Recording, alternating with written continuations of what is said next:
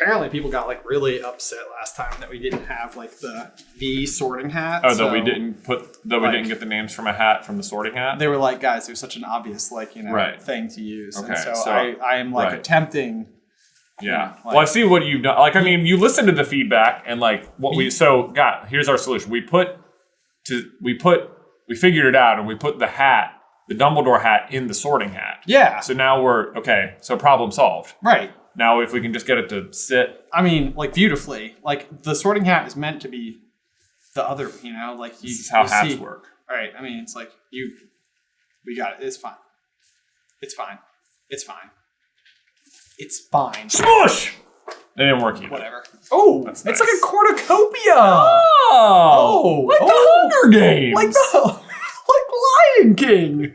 Hey, brother, and welcome everyone to another edition of Theories from a Hat, where you guys, our quiz masters over on Patreon, have submitted random nonsense theories that have no business existing at all. Ben and I must draw them out of the hat at random and then try and make them real as best we can. To the best of our ability, yeah. So no notes, no books, no looking at them in advance or anything. We pull the theory and then just off the top of the old dome, we see what we can do. All right. Are you ready? Let's go. Hey, brother. Hold on. Before we start, listen to this noise. That's all I have. You should do that in public. I will. You're gonna suffer, but you're gonna be happy about it. Okay, here we go. Theory number 1. Boom. Oops, I ripped it. That's a good start. Okay. Hermione is the narrator, leaving out her own family details on purpose. This is submitted by Bouillon Cube. Okay. All right. Okay. You ready? So so Hermione's the narrator. Okay. All right. Ready? 3, Yes. 2, 1. Hey, brother! Guys, one thing we never learn in Harry Potter is who is the narrator. But there are also some weird inconsistencies, like how you don't ever learn about Hermione's parents. And I have to say, Hermione is painted in a really, really positive light, almost like she's the main character sometime, which got us wondering, is there a possibility that Hermione is actually the one telling the story? A huge part of Hermione's arc that almost doesn't fit at all with everything else to do with the character is the fact that she is just exodusing her family completely. Right. And so it's there part of it's almost like one of those questions if you're posting photos of your children in the modern day on social media, right, do you put the little emoji over their face to give them some anonymity? Is Hermione taking that additional step herself in order to protect those she loves? Right. And the hint that she's doing it is what she does in Deathly Hallows, where it's just oh yeah, I was afraid that they'd get recognized because of me, so I just wiped their memories and sent them to Australia. It's that's a little wink at the audience that see, that's what I actually did the whole time and why I don't like skiing and haven't visited them for 7 years. Can you imagine your child at age 11 going to boarding school and then they optionally choose to not return home basically for every single holiday from henceforth and always? Right. They spend, you could probably tabulate the hard number of days that that Hermione spends physically with her parents. I think we have done that. It is scarce few. It is scarce few. The other thing we know that supports this is that Hermione is a very good writer. When it comes to writing essays, she is plowing through parchment. And, I don't want to get font sizes into it, but when you handwrite stuff, it is, typically larger than 12-point font. Sure. But Ron describes Hermione's writing as tiny. And yet she's still able to fill up 2 scrolls of parchment. Crazy. That kind of sounds like the writing of a book to me. She's not doing that whole search and replace the period to a 11-point font to a 13-point font because it adds just a little extra space, and then you go from a 7-page paper to an 8-page paper, even though it's the same amount of words and such. Right. Don't use that trick. It's old school. Old school, yeah. Boy, those were times in 8th grade. Yeah. Good times. Yep. Okay, what else supports Hermione is the narrator? Okay, there's a little bit of self-deprecation going on. Okay. A la every single moment that Harry is running any amount of distance, and Hermione shows up panting about 30 seconds later. There's a little bit of that. Yep. There's a little bit of, like, making fun of the guy she married throughout. It's like, True, yes. Just like, you know what? Hey, and then Ron was super insensitive to me. Yes. It's so true. That would so feel like an early dating type situation. It'd be like, and by the way, you totally didn't notice that I was interested in you, even though Victor Crumb, noted Quidditch star and international sensation, asked me to the ball. Right. And this just sort of seems like the thing Hermione, so the adventures end, they win the day, Voldemort's defeated, and she's like, because Hermione comes up with the idea for the DA. Yeah. You know, she's like, Harry, you're good at this stuff. And he's like, am I? And she's like, of course you are. You're amazing. I love you. What? Then, and he like eventually comes around on it. So they're like, Harry, history is destined to repeat itself. You've got to write the story down. And he's like, I don't know, Hermione. Is it really that great? And she's like, fine, I'll do it for you. Where's my quill? Because you know what? She's like, if I don't do it, Rita Skeeter will. And how's that gonna look, Harry? She's my least favorite person in the entire world. Look, I've still got her in a jar. In fact, I've still got her in a jar right here. In fact, you know what I'm gonna do? I'm gonna make it sound, I'm gonna let everyone know how bad she is in my book about you. She's gonna come off horrible, and then it will be a full circle. A booyah. Boom, man. All right, there you go. Hermione's the narrator.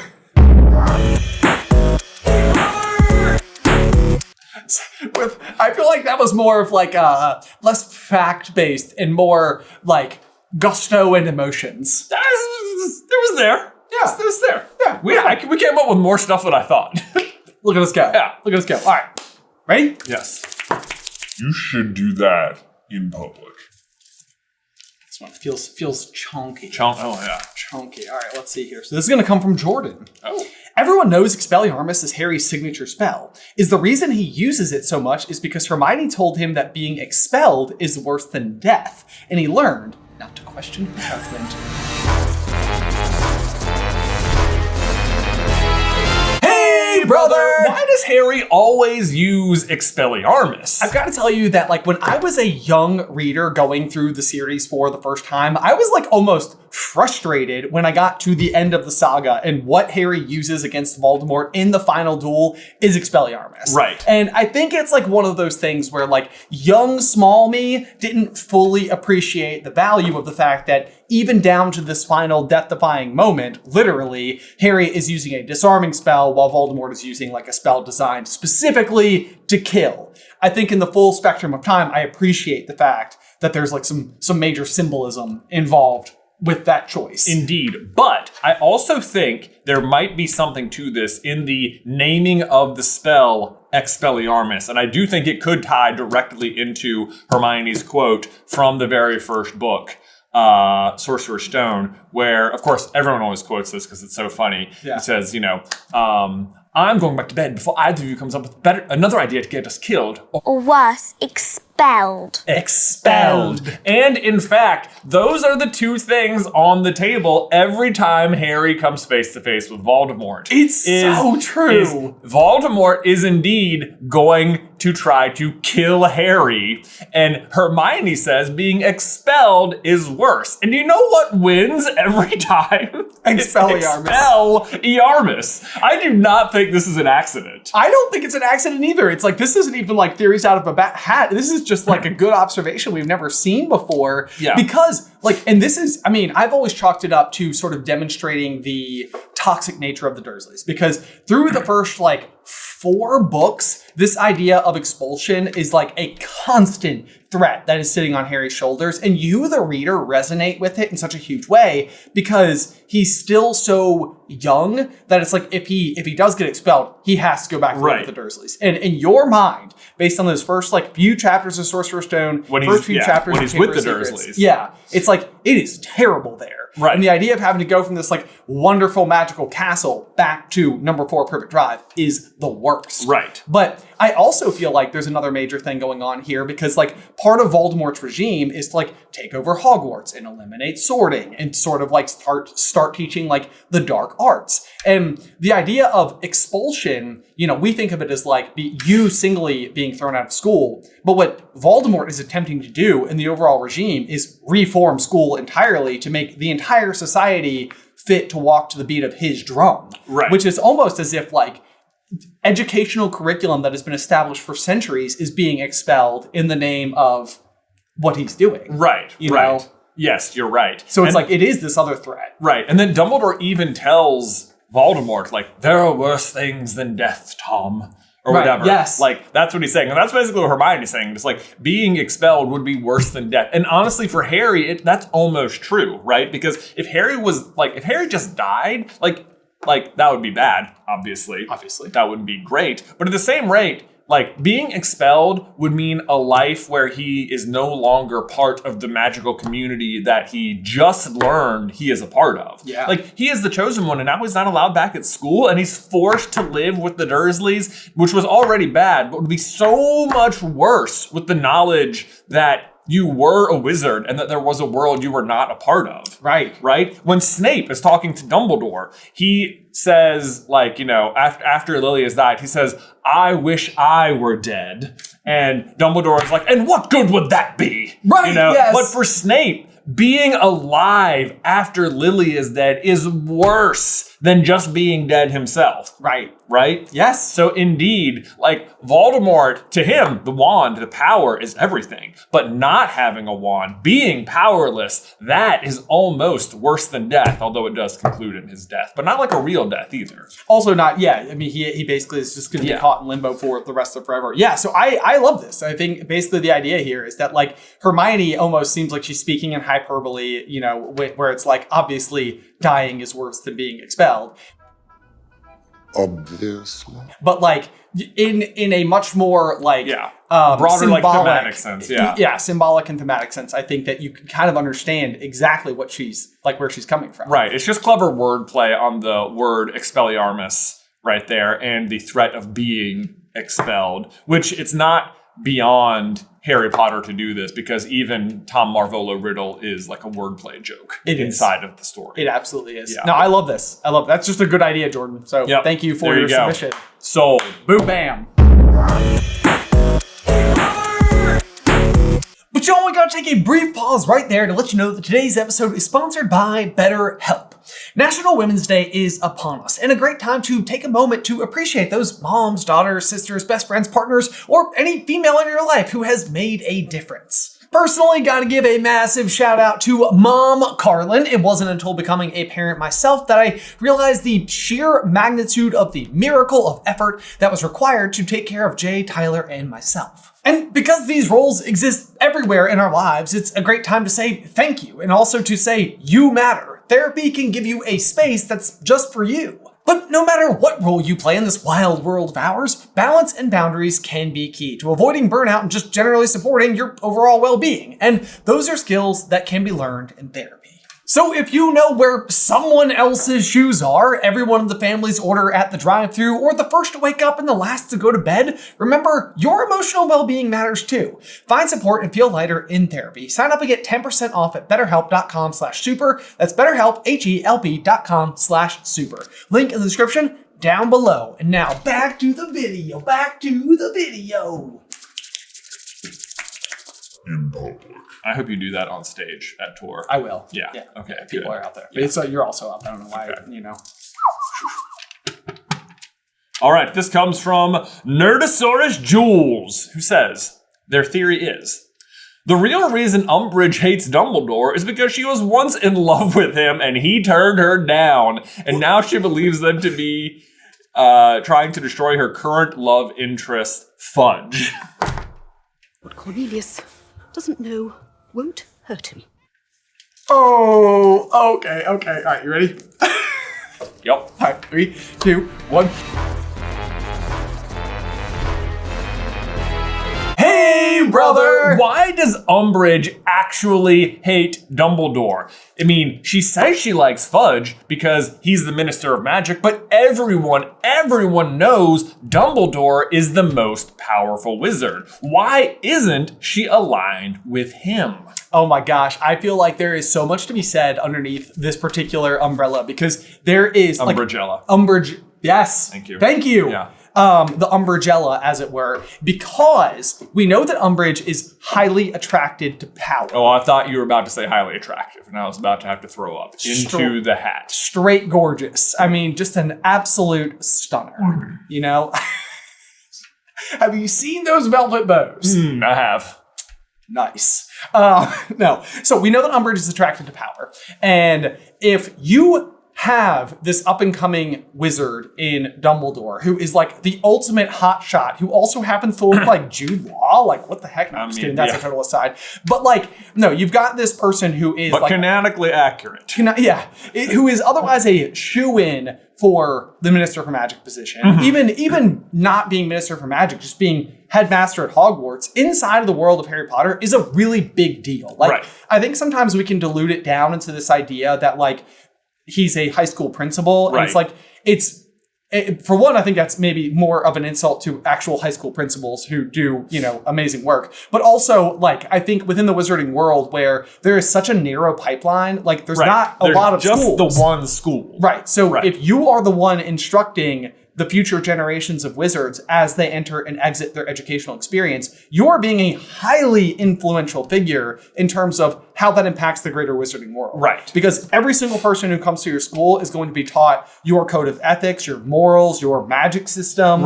like methodology, defense against the dark arts. And we touched on that earlier. Like, these are really important details. So I could absolutely see a world where Umbridge would zero in, especially before Fudge, on the likes of Albus Dumbledore. Absolutely. I mean, because even like in the early days when Fudge was minister, he's sending owls to Dumbledore every single day asking for advice. And he's widely recognized as the most powerful wizard. So it's almost surprising that Umbridge isn't trying to just naturally get a position at the school. Which almost requires a scenario that they have history. And the thing that it makes me think of the most is, like, Umbridge is not the right fit for a variety of reasons for Dumbledore, but there's obviously the overarching, which is that Dumbledore is gay. Right, yes. So it's like, this is just not a good fit. But it makes me think of Petunia writing a letter to Hogwarts back when Lily gets her letter. Yeah. And Dumbledore sends a very kind response that Lily knows about because she goes through her things or whatever. But the point is like, I could almost see a world where Umbridge makes an advance and Albus is like remarkably kind in the denial. But she takes it as like being scorned. Right. Absolutely she does, because that's her nature. And so basically what we see then later on is a situation where Fudge has now turned his back on Dumbledore, which would probably even just double her own infatuation with Fudge, because now she's got the person who potentially has the power to compete with the likes of Albus Dumbledore. Exactly. Additionally, I'm sure Dumbledore would even cite, like, here's the thing. You're just, so lovely with those velvet bows. Yes. Really, we're playing for opposite teams, though, if you know what I mean. Right. And Umbridge, you know what she hates? Marginalized groups as a result. Oh no. I know. How dare you, filthy half-breed! A wand was taken from you upon your arrival at the ministry today, Mrs. Cattermole. Is this that wand? And this is I know, you're like, no one would do that. And you're like, don't forget we're talking about Umbridge. Yeah. Okay? Oh, dear. It fits too well. I know, it fits too well. She loved Dumbledore. She loved Dumbledore, and Dumbledore was like, sorry, I'm only interested in dark wizards. Which she also attempts. Tall, dark, and handsome, and I mean dark. Right. I killed Ben. This is too good. I mean, like, I can't believe how absurd it is and how well it fits at the same time. Yeah. You can literally see all these pathways. I mean, it's just clear as day. Like, you sort your allegiances. She's just a woman scorned. I guess so. I guess so. Wow. Who knew? There you go. Who knew? Yeah. All right. That's a gross one. Dumble Daddy. No!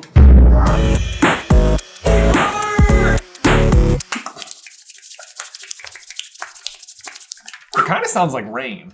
This is going to come from Klaus! The Dursleys like Harry, but have to be mean to him per Dumbledore's orders. Oh no, this feels immediately too plausible. Okay, here we go. Ready? Yep, 3, 2, 1. Hey, brother! What if the Dursleys actually do like Harry, but Dumbledore is just making them be mean? Hey, brother! Unfortunately, we have at least a medium grade basis. It's still speculative, but one of the huge questions that you have after you've read the original series, you spent some time with it, is why on earth would Dumbledore ever hire the likes of Gilderoy Lockhart to That's teach exactly where my brain went. defense against the dark arts? Yeah. And the huge thing that we come back to, a la Dumbledore's Big Plan, which if you haven't seen is like a massive mega part series that we've written that goes through, and it's like how Dumbledore's been training Harry from the very beginning in order to become who he ultimately becomes. Right. It's a really fun and interesting thought experiment, and then once you see it, you can't unsee it. But the idea here is that Harry has grown up in this world under the Dursleys, where things are not the best for him. He's living in the cupboard under the stairs. He's wearing like Dudley's hand-me-down clothing. His birthday is not celebrated. Things are just, they're actively abusing him. Yeah. But then, as James's son, who was like the hotshot of all hotshots in school, Harry arrives at school. He is immediately the center of attention. He makes the Quidditch team as a first year, so the youngest Quidditch seeker in a century. Right. According to McGonagall. Except for Dumbledore. I was going to... Oh. According to McGonagall. Yes. Exactly. Yes. According to McGonagall. He saves the Philosopher's Stone. He defeats Voldemort, which is then like, Dumbledore's talking to him in the hospital wing, and he's basically like, it's a complete secret. So Naturally, the whole school knows. And don't forget, Dumbledore is the only person who has heard the full prophecy and knows specifically that Harry is the chosen one. Yes. And that he will have to be. So we know that Dumbledore alone is positioned to raise Harry in a specific way that helps him defeat Voldemort. Dumbledore is sharpening the stick. In Right. this case, Harry is the stick that should be used to poke. Right. I guess. So, great news. Goes to the Mirror of Erised, sees that Harry's super selfless. How few wizards could have seen what you saw in the mirror, Harry. That's amazing. But then, he has such a great first year, helped along by Dumbledore, who's just like, hey, what if Gryffindor just won? So he's like sitting on back in the napkin math, like, and Neville needs... McGonagall, can you check me here? Is it 10? 10 more? 10 Right, more yeah, points. okay. That should do it, yes, There for we go. bravery. Right. And Gryffindor wins, which seems like so justified. And of course you want Harry to win. But like, don't forget that year that Slytherin did nothing wrong. Yeah. Okay? Yeah. So they basically, it's like, good job, Slytherin, good job, except here's the rug coming out from underneath I know. you. Like, Draco's a little turd, that's for sure. But like, the rest of Slytherin House, like, they just earned that. They just know? earned points. Yes. Yeah. So the idea, though, is then going into Chamber of Secrets, you basically have a situation where Dumbledore is trying to maybe like temper Harry's like Right. He can see where it's going. Yes, exactly. So hire someone who is actively obsessed with fame as a demonstration as to what not to be. What not to be. A working example. And so if you believe that that's the reason that Dumbledore would hire somebody like Lockhart in order to basically teach this one student a lesson, keeping in mind that that one student will be responsible for saving all of wizard kind at some point in time in the future, you could also potentially make the argument that Dumbledore is like, we need this kid. He is going to be the most important and most famous kid of a generation. He needs to be kept like humble. Exactly. So he also needs to not be like Dumbledore like foresees the point where like Harry cannot like be able to rely on any other authority figure. Right. Like he makes that very like apparent. He wants himself, Dumbledore, to be the one person that Harry is like completely loyal to. Right. And which works. So like if he can like turn to the Dursleys and be like, I'm just having a hard first year, I don't know what I'm doing. He doesn't want that. He needs the Dursleys to be like, no, get out of here. There could be no longing for the Muggle world at all. Right. Exactly. Yeah. He needs to be fully and completely committed to wizard kind. And you can see this happens again. The big tell on this one, first of all, is Lockhart, but then also Umbridge. as a position because the educational decree that is passed that lets Umbridge teach at Hogwarts says if the headmaster can't find a suitable teacher, and it's not like Dumbledore misread that, he uses that verbiage against her later when he hires friends. So here's the other thing. It's like, it makes it sound like Dumbledore couldn't find a suitable professor to be the Defense Against the Dark Arts professor that year, right? Except that's complete baloney because Dumbledore is literally the leader of the secret Defense Against the Dark Arts organization known as the Order of the Phoenix. He can tell any of them what to do and they have to do it, okay? He has orders at his command. There's literally no reason it's not just Tonks, you know? Right. Or yes. or like just any member of the order, just be like, you're teaching Defense Against the Dark Arts this year, because otherwise the ministry is going to do some crazy stuff. But he just lets that happen. The fact is he absolutely could solve it and just lets it happen. He gets Ferenz and installs him in dramatic fashion at exactly the right time.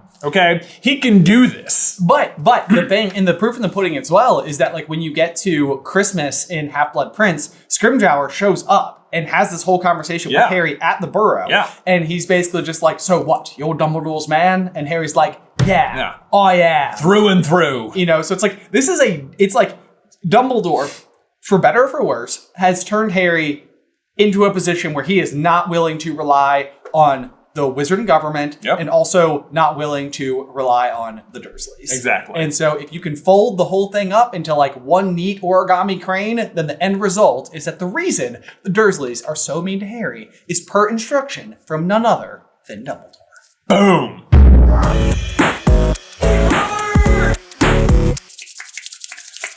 All right, here we go. Let's see it. This last theory is from Rowena R. Tom Riddle killed Burke to make his locket Horcrux, not a random Albanian peasant. Burke of Borgin and Burke. So we know, we'll do the intro. Oh yeah. All right, ready? 3, 2, 1. Hey, brother! Whatever happened to Burke of Borgin and Burke?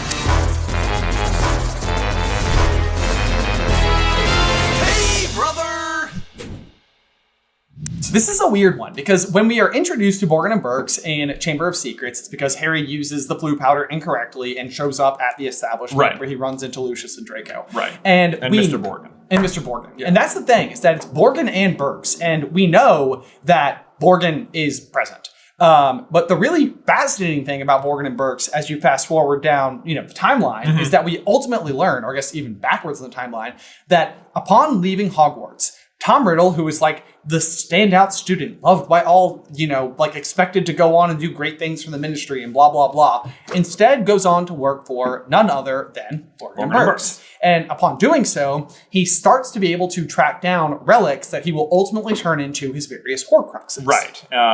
Chief amongst them are Hufflepuff's Cup and Slytherin's Locket. Right, yes, via Hepzibah Smith. Yeah. And with those, it's like, we're gonna jump forward to the present where it's like Dumbledore's gonna make the comment that, Voldemort preserved specific kills for the making of his various Horcruxes. Right. I want to say he even though we've met Borgin, does he mention Burke as like, is it Caractacus? Caractacus Burke. Correct. Yes. Caractacus Burke was not known for his generosity or whatever. Specifically, right, because he dupes Merope out of the locket. Yes. Which he has now reacquired. Yes. Per essentially feeling like its own. Because Caractacus Burke basically stole. Excuse me, I'm going to sneeze. Because Caractacus Burke basically stole his mother's only most valuable possession. Yes, for 10 galleons. For 10 galleons. Yes. And so that's the kind of thing where Voldemort is going through an era of discovery per his own history, because he's obviously grown up in Wolf's orphanage. He's gotten to school. He doesn't believe that his mother could have been a witch, because if so, she couldn't have died. Excuse me. So as he's on his quest, we know that he actually goes to the Gaunt family house, not the Gaunt family house, the Riddle house, and murders the entire family. Right. And that's how he makes the ring Horcrux. Right. His other family heirloom. Right. For all intents and purposes. Yeah. So this would then mean that he is taking another one of those heirlooms that Marvolo would have originally possessed, Right. and using a different family member's death as the inspiration for who he kills in order to create it into a Horcrux. Right. Which I think is a perfect fit. I think that is a perfect fit because we never learn what happens to Caractacus Burke. We just know that Borgin now seems to run the shop by himself. Right. Right. And it seems likely enough that if you're this like sleazy businessman that eventually like the other shoe would drop. Especially when the clientele that you're dealing with are, dark wizards. Exactly. I mean, I guess Hepzibah Smith isn't I guess dark that's wizard. True. That's true. But like rich, collectors or whatever. But Morphin tells Tom about the ring and the locket, and then he goes and works at Borgin and Burke's, and he discovers the locket in the wild, learns that it was stolen from his mother for 10 gallons, it basically was. Right. Which means that particular locket literally was his birthright. Yes. Like, he actually has claim to it. He is a bloodline Slytherin member. Yes. Right. So if you find out that your boss stole Slytherin's locket, your birthright, from your mom who died having you, I think you have some absolute beef with that guy. You become prime target number 1. Yeah, and besides, Albanian peasant, what? That's not a significant person to kill. It is always felt as though that seemed opportunistic, and Yeah. it feels like the kind of like throwaway line that's like asked at like a con or something, where somebody's like, "Oh, who was the death?" And it's like, we know Albania is important to this guy. Someone from Albania, Right? Like it feels like the kind of throwaway line where it's like there's more meat on that bone that's available to be pulled at. Here's what I think, is that if you were to ask Voldemort, he would say an Albanian peasant, because that's what he would consider Caractacus Burke to have been. Oh, Right? Oh, Like, he can be from Albania, but he's just some complete nobody, just complete peasant. doesn't Doesn't matter. Right. He is the Albanian peasant. Wow. I like that one a lot. That fits. That's just a good theory. That's just a good theory. I'm sorry. That's just solid. That Okay. works. Because we don't know what happened to Burke. Yeah, and leave it to Rowena, Rowena. to be pulling such like a good Another yeah, heirloom theory. exactly, Yeah. exactly. Oh my gosh. Well, y'all, thank you so much. Please continue to submit your ideas. If you'd like to do so, you can head on over to patreon.com/SuperCarlinBrothers and select that Quiz Masters tier, which also gets you access to submitting questions here for Theories Out of a Hat, which is kind of a new segment that we've been doing, but I am loving it. Because it is amazing how you can take what is meant to be like a satirical idea, and it's like, wait a second. Like, wait a minute. No, this is working all of a sudden. How is this happening? Yeah. So thank you guys so much. This is, I think, in my personal opinion, community working at its absolute finest. Yes, and we have just one of the best communities here on the internet and in the Harry Potter fandom at all. So thank you guys for watching and for submitting your questions, and we'll see you next time. Bye. Yeah!